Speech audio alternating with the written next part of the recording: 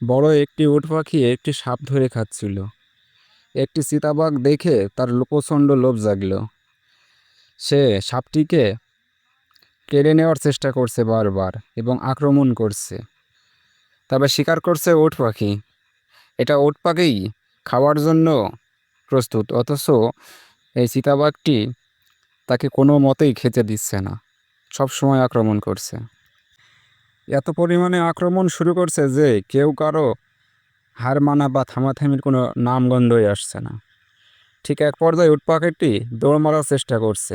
ঠিক সেই মুহূর্তে এই চিতাবাঘটি সাপটিকে নিয়ে দৌড়ায় পালিয়ে যেতে সক্ষম হয় এবং উট পাখিটিও তার পিছে পিছে যেতে থাকে, যাতে তার শিকারটি সে ফিরে পায়। কিন্তু সে শিকারটিতে কোনো রকমেই সে ফিরিয়ে নিতে পারছে না, বরং সে নিজেই আক্রমণের হাত থেকে বাঁচতে পারছে না। যেন এই সাপটি শিকার করাই ছিল তার জীবনের সবথেকে বড় ভুল, যার মাসুল হিসাবে দিতে হচ্ছে তার জীবন। দেখুন, সর্বশেষ পর্যন্ত এই চিতাবাঘটি এই পাখিটিকে নিজের আহার বানিয়ে নিল এবং তার মৃত্যুর দুয়ারে পাঠিয়ে দিল।